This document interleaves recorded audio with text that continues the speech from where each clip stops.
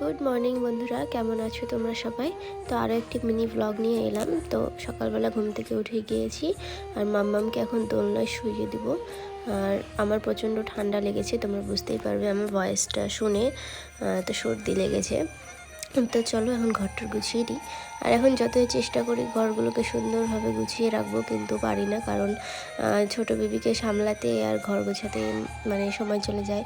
তো সেই জন্য ভালো মতন ঘরটা এখন গুছিয়ে রাখতে পারি না। তো যতটুকু পারি ততটাই করি আর কি। এখন যতটুকু সময় পাই ততটুকুতেই করি। তো ঘরটা গুছিয়ে নিচ্ছি, তারপর মামামকেও স্নান করিয়ে দেবো এখন। আর সন্ধ্যাবেলা এসেছিলো আমার মা বাবা ব্ল্যাঙ্কেট নিয়ে আমার জন্য, আর মামামের জন্য সোয়েটার, টুপি এগুলো এনেছিল, হাত মোজা এগুলো নিয়ে এসেছে। আর ব্ল্যাঙ্কেটটা কেমন হয়েছে তোমরা জানিও। এই যে দেখো, তোমাদেরকে একবার দেখিয়ে দিই। আর বরমশাই গায়ে নিয়ে দেখছিল কেমন গরম আছে। তো চলো, বাই বাই, পরে